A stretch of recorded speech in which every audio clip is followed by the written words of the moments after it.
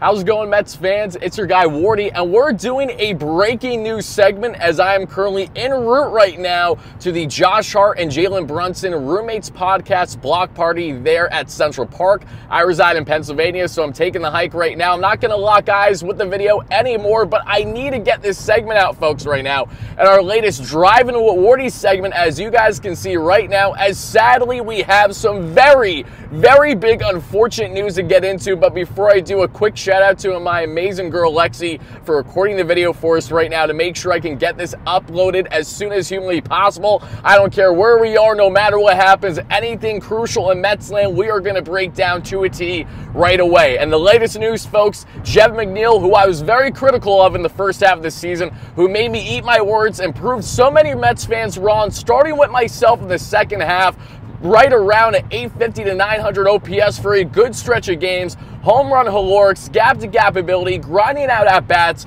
Jeff McNeil's regular season is now officially over with a small fracture to the wrist that he sadly suffered there in the Mets' Game 1 victory in a walk-off heroic fashion, led by Mark Vientos there in the Mets 6-4 in extras in Game 1 against the Cincinnati Reds. Yes, I'm actually heartbroken, and yes, this is the same Wardy that is saying this when I was not far removed. We're just a couple months removed from me saying, how does Jeff McNeil have any warrant to be on this Mets roster still, being the worst bat in this lineup for over a month, for not only over a month, rather, for over a year it felt like, truly since the 2022 champ days I had as batting champ there with the Mets with a tremendous average. He fell from grace a lot there in 2023, rebounded huge that we saw in the second half of 2024, and now his season is over. I want to see your initial reactions in the comments down below, everybody. I'm really bummed out about this. Jeff McNeil, who has been an absolute Swiss Army knife for this Mets team in the second half of this season, especially post-trade deadline as well. He has done wonders for them when they have needed it, especially in the depth of this lineup, which has been huge for the Mets at times throughout the course of the 162. Losing Jeff McNeil means the following things. One, you are now losing your number one second baseman and your other outfield option that isn't Tyrone Taylor, that isn't going to be Jesse Winker or Harrison Bader based on configuration. So the Mets are down a player in two areas that are certainly important to have coverage. Thankfully, the Mets have their own on that front defensively and outfield configuration with Starling Marte back with injury too. Even though the defense isn't there, hopefully the bat can pick up sooner than later. Outside of that, though, second base-wise, we are now down to Jose Iglesias and Pablo Reyes. So because of this, I will not be shocked if the Mets do consider either A Luke Ritter type that we have stored in the minor leagues, who's been tearing the cover off the ball all year, but is not getting the call, simply put, because he is more of a grizzled vet there at the minor league level, and the Mets want more upside with speed and versatility. If you want to prioritize speed, if you want to prioritize versatility,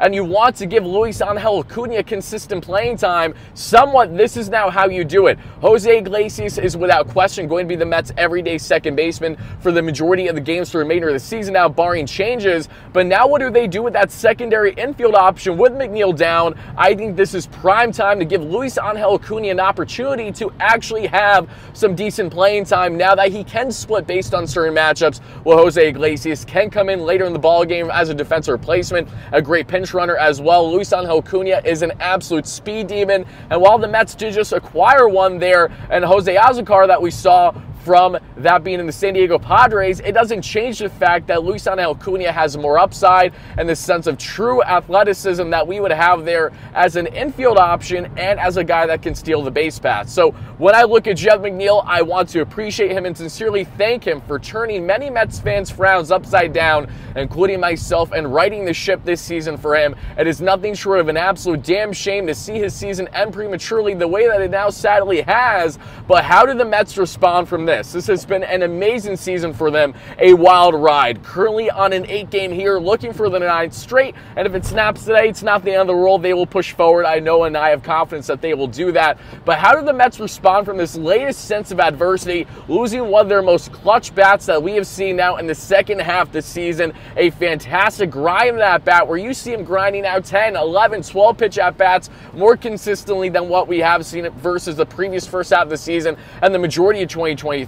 Jeff McNeil, that defense when it is strong and versatile, that huge bat, grinding out at bats there, going from an 0-2 count to a full count and then either working a walk or ripping himself a double. He will be sorely missed. I wish him well in his recovery. Hopefully, Jeff can return to the Mets come postseason play. Fingers crossed, knocking on wood somewhere, that the Mets find themselves in that playoff spot. They are currently tied with the Atlanta Braves for that third wild card spot, and they're just a couple games behind the San Diego Padres and the Arizona Diamondbacks right now. So it's completely wide open. We'll see what happens with the Mets for the remainder of their Cincinnati Reds series. But I'm thinking about Jeff McNeil right now. I cannot thank him enough for all of his contribution this season and all the clutch hits that he found himself having. And there's a truck to my right that absolutely almost hit the car behind me. Thankfully, the car is okay. Holy shit, that was close.